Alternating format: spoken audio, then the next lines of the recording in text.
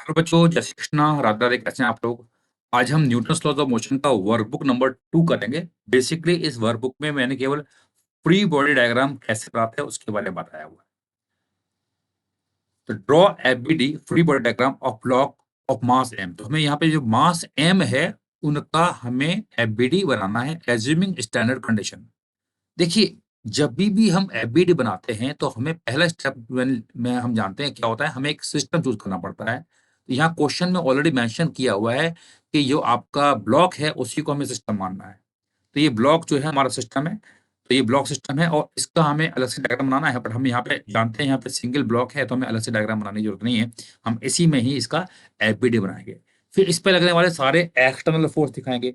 External force कौन-कौन से होते हैं? एक होता है कॉन्टैक्ट और एक होता है नॉन कॉन्टैक्ट फोर्स। तो यहाँ पर आपको मास एम है तो हम जानते हैं मास एम है तो यहाँ पर एमजी फोर्स नीचे लगेगा और ये एमजी फोर्स जो है हमारा नॉन कॉन्टैक्ट फोर्स होगा और ग्राउंड के कारण इस पर ऊपर की तरफ एक लगेगा नॉर्मल फोर्स। तो नॉर्मल फोर्स जो है हमारा कॉन्टैक्ट फोर्स है। एमजी नीचे है, नॉर्मल फोर्स ऊपर है। तो यहाँ पे ये 2 फोर्स लगेंगे। तो आपको बस ये दिखना है कि ऑब्जेक्ट कितने-कितने कॉन्टैक्ट में है। तो ध्यान से देखिए, यहाँ पे ऑब्जेक्ट केवल सरफेस के साथ नीचे कॉन्टैक्ट में है और कहीं कॉन्टैक्ट में नहीं है। यहाँ पर सरफेस स्मूथ दिया है, तो अगेन इसका हम एफबीडी बनाएँगे तो इसका नॉन कॉन्टैक्ट फोर्स जो होगा दैट इज़ एमजी वो लगेगा नीचे की तरफ और इस सरफेस के कारण नॉर्मल लगेगा। हम जानते हैं नॉर्मल फोर्स जो होता है वो सरफेस की हमेशा परपेंडिकुलर होता है। तो ये नॉर्मल इधर लगेगा, ये नॉर्मल लगेगा और ये एमजी लगेगा। अगेन आप चाहो तो इस एमजी को रिज़ॉल्व कर सकते हो along the incline and perpendicular. तो अगर इसको मैं रिज़ॉल्व करता हूँ along the incline and perpendicular to the incline, तो देखिए ये एंगल हमें दिया हुआ है, इट इज़ थीटा। ये थीटा दिया हुआ एंगल, ये थीटा है तो हम जानते हैं ये एंगल हमारा कितना आएगा, ये थीटा है तो 90 माइनस थीटा होगा। ये पूरा एंगल भी 90 माइनस थीटा होगा, तो ये एंगल हमारा थीटा होगा। तो एमजी का इधर वाला कंपोनेंट आएगा, it is MG sine theta. इधर वाला कंपोनेंट आएगा MG cos theta. Surface smooth है तो कोई फ्रिक्शन नहीं। यहाँ पे देखिए ब्लॉक है, इसका भी ये नीचे एक दूसरा ब्लॉक है। हमें केवल एम का ही एफबीडी बनाना है, तो इस एम का अगर हम एफबीडी बनाएँगे तो अब देखिए मैं इसका अलग से डायग्राम बना लेता हूँ, क्योंकि यहाँ पे 2 ब्लॉक आ रहे हैं, तो मुझे इसका अलग से डायग्राम बना लेना है। तो मैं इस ब्लॉक का अलग से डायग्राम बनाता हूँ, फिर ऊपर वाले ब्लॉक का। तो हम जानते हैं ये ब्लॉक नीचे वाले ब्लॉक से कॉन्टैक्ट में आ रहा है, तो कॉन्टैक्ट के कारण ऊपर एक नॉर्मल लग ही जाएगा। मान लेते हैं नॉर्मल है लेट्स से N1 और यहाँ पर इसका mg फोर्स लगेगा। ध्यान रखना mg जो फोर्स लगता है वो सेंटर ऑफ ग्रेविटी पे लगता है और अगर g की वैल्यू हर जगह सेम होती है तो सेंटर ऑफ मास और सेंटर ऑफ ग्रेविटी एक ही पॉइंट होता है। ठीक है, तो ये इसका एफबीड हो जाएगा।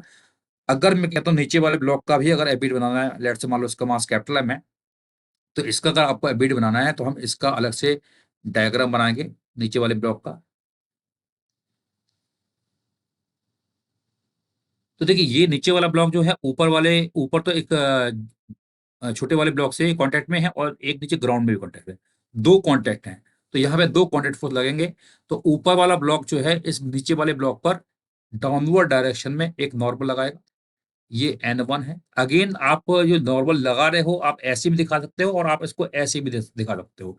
बात एक ही है ना? या तो टेल उस पॉइंट को टच करना चाहिए या हेड उस पॉइंट को टच करना चाहिए। एक ही बात होती है, कोई दिक्कत वाली बात नहीं है। और इसका mg फोर्स जो है कैपिटल mg इसका वेट है नीचे लगेगा और ग्राउंड के कारण इस पर ऊपर की तरफ नॉर्मल लगेगा। तो ये एक नॉर्मल लगेगा N2। तो बेसिकली नीचे वाला जो ब्लॉक है वो 2 जगह कॉन्टैक्ट में है, 2 जगह इसके कॉन्टैक्ट के कारण फोर्सेस लगेंगे।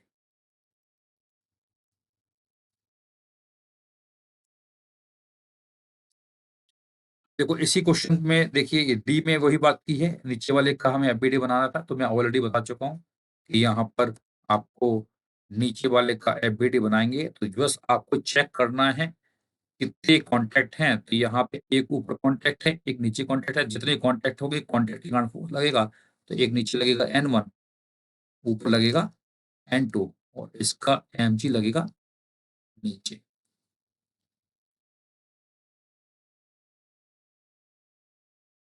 अब ये ब्लॉक है, इसका एफबीडी बनाएँगे तो हम जानते हैं इसका नॉन कॉन्टैक्ट फ़ोर्स जो कि एमजी फ़ोर्स है वो नीचे लगेगा और यहाँ धागे से जुड़ा हुआ है तो धागे के कारण इस पर ऊपर की तरफ एक फ़ोर्स लगेगा।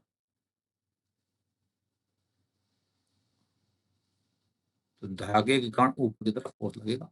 ये है टेंशन फ़ोर्स, है ना? टेंशन फ़ोर्स वो लगेगा और एमजी नीचे लगेगा।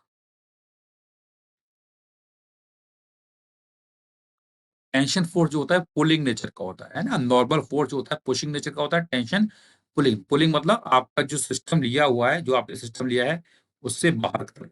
ये आपका सिस्टम है, इस सिस्टम से हमेशा वो फ़ोर्स पुलिंग वाला अवे फ्रॉम द सिस्टम लगता है।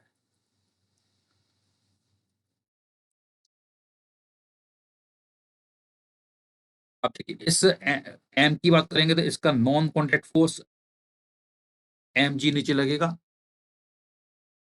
एंड टेंशन फ़ोर्स ऊपर लगेगा। एमजी नीचे है, टेंशन ऊपर है। वैसा का वैसा टेंशन फ़ोर्स यहाँ पे भी लगेगा। पुली की बात करेंगे तो पुली पे टेंशन नीचे लगेगा, यहाँ पर भी टेंशन नीचे लगेगा और इसका अगर मास कैपिटल में है, तो यहाँ नीचे फ़ोर्स लगेगा कैपिटल एमजी।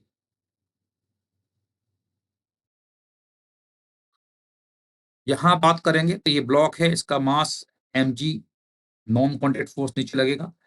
ऊपर की तरफ एक नॉर्मल लगेगा क्योंकि ये इसके ज़मीन के साथ कॉन्टैक्ट में है और यहाँ पर टेंशन भी लगेगा। वैसा ही टेंशन आप यहाँ देख सकते हो टी, वैसा ही टेंशन आप यहाँ देख सकते हो और इस ब्लॉक की बात करेंगे तो यहाँ टेंशन टी ऊपर लगेगा।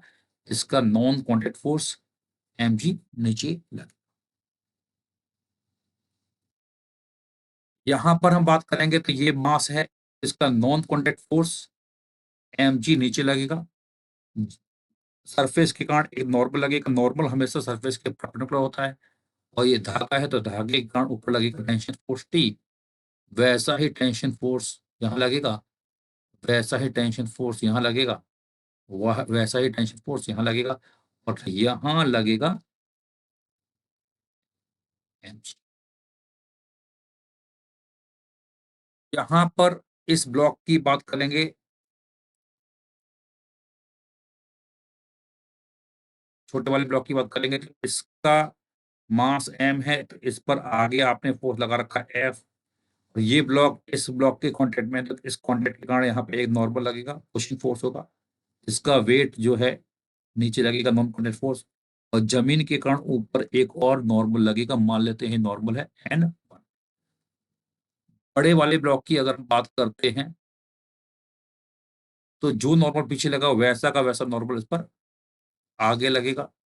इसका वेट कैपिटल एमजी नीचे लगेगा और यहाँ पर ऊपर लगेगा नॉर्मल N2।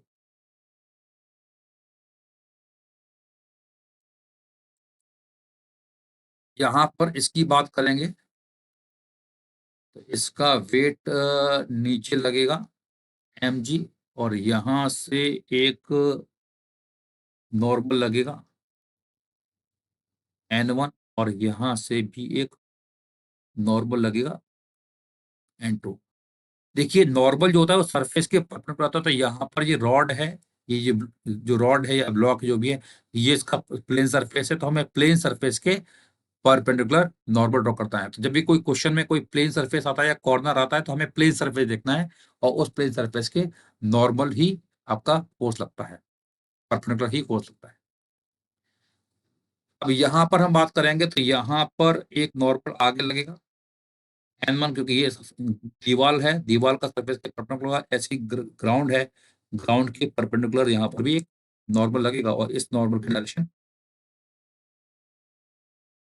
ऊपर की तरफ होगी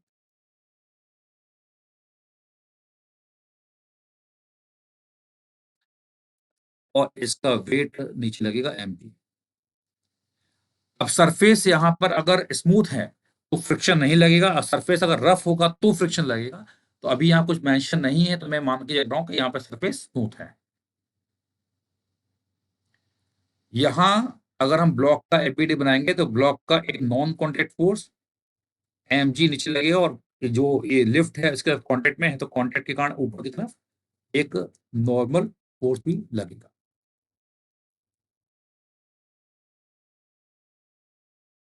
यहाँ पर मास m है तो इसका mg फोर्स नीचे लगेगा और इसके कारण एक नॉर्मल लगेगा और नॉर्मल सरफेस के परपेंडिकुलर होगा। mg को आप रिज़ॉल्व करोगे along the incline and perpendicular, तो ये एंगल हमारा थीटा है, तो ये एंगल भी थीटा होगा। तो इधर आएगा mg sin थीटा और इधर आएगा mg cos थीटा। यहाँ पर ये ब्लॉक है, इसका mg फोर्स नीचे लगेगा, यहाँ पर कुछ टेंशन मान लेते हैं T1 है। अब ये ब्लॉक ऊपर भी धागे से जुड़ा हुआ है, नीचे भी धागे से जुड़ा हुआ है, तो 2 टेंशन लगेंगे। एक T1 यहाँ पर लगेगा और एक ऊपर लगेगा T2, और इसका वेट mg लगेगा। और यहाँ T2 है तो यहाँ पर भी T2 होगा, यहाँ पर भी T2 होगा। अगर सरफेस स्मूथ है तो, अभी कुछ दिया नहीं है तो हम इसको स्मूथ ही मानेंगे, आइडियल कंडीशन मानेंगे। और यहाँ पर इसका वेट mg, यहाँ टेंशन T1 यहाँ T2। ठीक,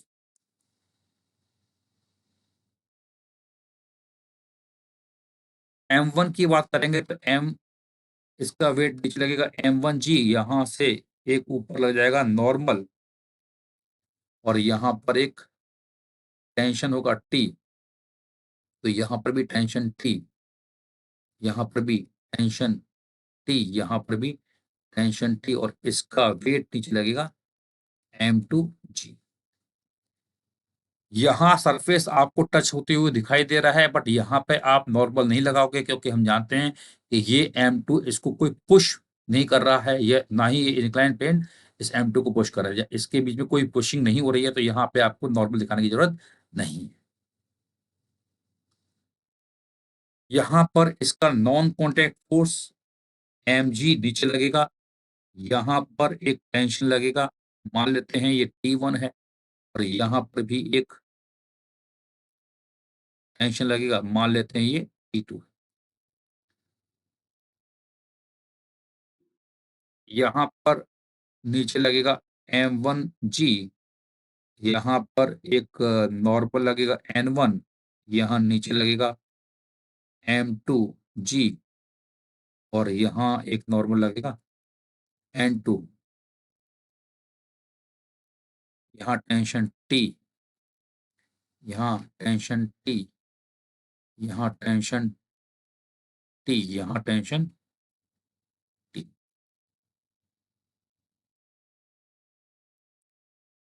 यहाँ इस ब्लॉक की हम बात करेंगे तो इसका वेट है mg नीचे, और यहाँ पर नॉर्मल, और यहाँ पर टेंशन।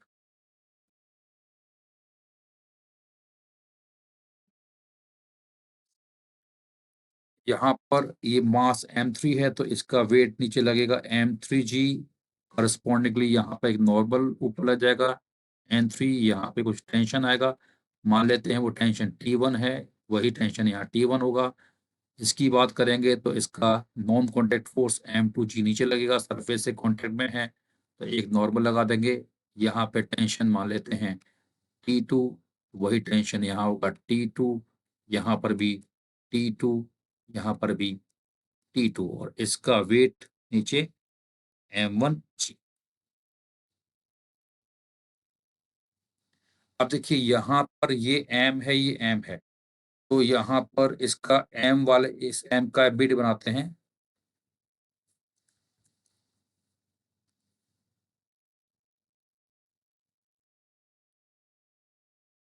छोटा वाला ब्लॉक है ना, स्मॉल m, इसका mg नीचे लगेगा, यहाँ पर एक नॉर्मल मान लेते हैं n1, और इनके बीच का एक नॉर्मल भी दिखा देते हैं, तो ये n दिखा दिया। ऐसे ही बड़े वाले की बात करेंगे तो बड़े वाले का डायग्राम बनाएंगे, तो इसका non contact force capital mg नीचे लगेगा, एंड यहाँ पर एक नॉर्मल मान लो n2, और जो नॉर्मल ऊपर लगा था वही नॉर्मल इस पर नीचे लगेगा।